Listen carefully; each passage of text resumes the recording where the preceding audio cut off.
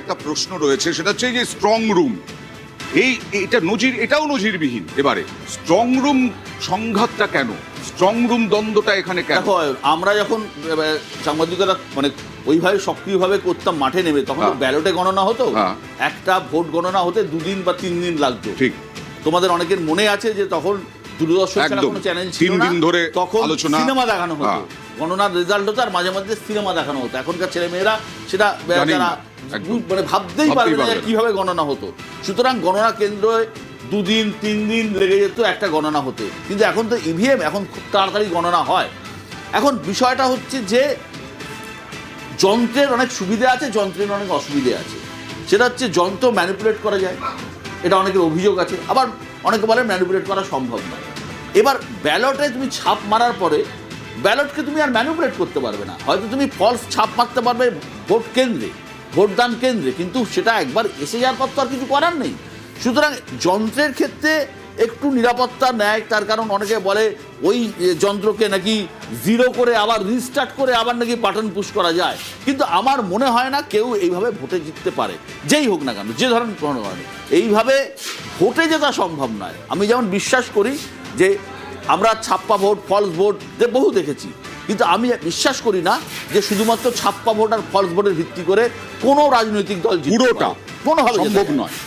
এইখানে যে ট্রেন্ড আসছে এখনো পর্যন্ত, যে 52টা ট্রেন্ড, 31 হচ্ছে বিজেপি, 21টা টিএমসি। আমি 2021 সালেও বারবার বলেছিলাম পোস্টাল ব্যালট দিয়ে কোনো সিদ্ধান্তে আসা যায় না, দেখতে হবে যে 12টা পর্যন্ত কি আসে। এই মুহূর্তে যা ট্রেন্ড দেখছেন সেটা হচ্ছে পুরোপুরি পোস্টাল ব্যালটের ট্রেন্ড। এই পোস্টাল ব্যালটে এখনো পর্যন্ত 31টা, যেমন নন্দীগ্রামে হলদিয়া থেকে এখনো কোনো ট্রেন্ডই এসে পৌঁছয়নি। আমাদের প্রতিনিধি অর্ণব হাজরা জানালেন। আমি বিশ্বদার কাছে যাবো। বিশ্বদা, এই ভোটটা প্রথম থেকে পরিযায়ী বাঙালি অস্মিতা, বাঙালি পরিযায়ীদের অত্যাচার, এই নিয়ে তৃণমূল কংগ্রেস সোচ্চার হয়েছিল। তার আগে বঞ্চনা, এটা একটা বিষয় ছিল। বিজেপি পাল্টা ধর্মীয় মেরুকরণ, দুর্নীতি, এই বিষয়গুলো এনেছিল। এই দুর্নীতি আজকে শুধু না, গত কয়েক বছর ধরে বিজেপি অভিযোগ করে আসছে দুর্নীতি এবং অনুপ্রবেশকারী। এই দুটো ইস্যু কতটা ভারী বলে মনে হয়? দেখো, দুর্নীতি অবশ্যই একটা ইস্যু, কিন্তু আমি ব্যক্তিগতভাবে আমার মনে হয়েছে দুর্নীতি কখনো ভোটের ইস্যু হয় না। রাজনীতিবিদরা ক্ষমতায় গেলে চুরি করবেন, টাকা তুলবেন, এটা বাস্তব সত্য, সাধারণ মানুষ জানে, এটার মধ্যে কোথাও কোনো সমস্যা নেই, সন্দেহ নেই। রাজনীতি করতে গেলে টাকা লাগে। ধরো তুমি রাজনীতি করছো, তোমার বাড়িতে সকালবেলা 50টা লোক এসছে, 1 কাপ করে যদি চাও খাওয়াও, 5 টাকা করে তো লাগবে রে ভাই, 250 টাকা তোমার আসবে কোত্থেকে? রাজনীতি করতে গেলে টাকা লাগে।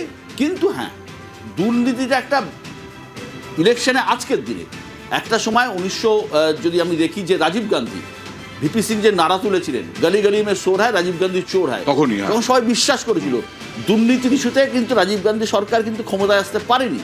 কিন্তু এখনকার দিনে দুর্নীতিটা বিরাট বড় ইস্যু বলে আমার অন্তত মনে হয় না।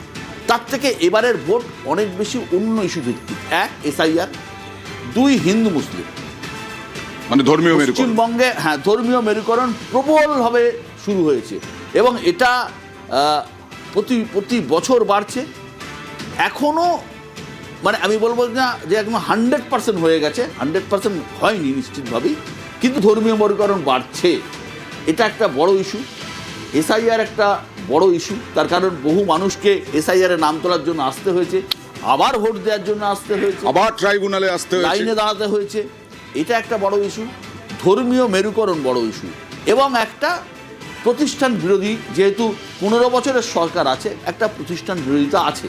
কিন্তু আমি যেটা বললাম, পশ্চিমবঙ্গে রাজনীতিতে প্রতিটা জেলা, তুমি যদি কোচবিহার থেকে ধরো, সেই প্রথম সিট মেকলিগঞ্জ আর লাস্ট সিট সাগর, তাহলে প্রতিটা জেলার চরিত্র সম্পূর্ণ আলাদা। কোনো জেলায় এসসি ভোট বেশি, যেমন কোচবিহার জেলায় পুরোটাই অলমোস্ট এসসি ভোট এবং মুসলমান ভোট, মুসলমান কম আছে কিন্তু এসসি ভোট। এবার এই জেলায় নানা রকমের, আমাদের এখন তো পরিবর্তন হয়ে গেছে, আমরা জানতাম না এসসি ভোট কি, মতুয়া ভোট কি, রাজবংশী ভোট কি, জানা ছিল না। এখন SC vote, Matua vote, Rajbanshi vote এবং ব্লক ভোট শুরু হয়েছে। আমি জেলা ধরে ধরে আসবো তোমার কাছে। 29টাতে এগিয়ে তৃণমূল, বিজেপি 48টাতে,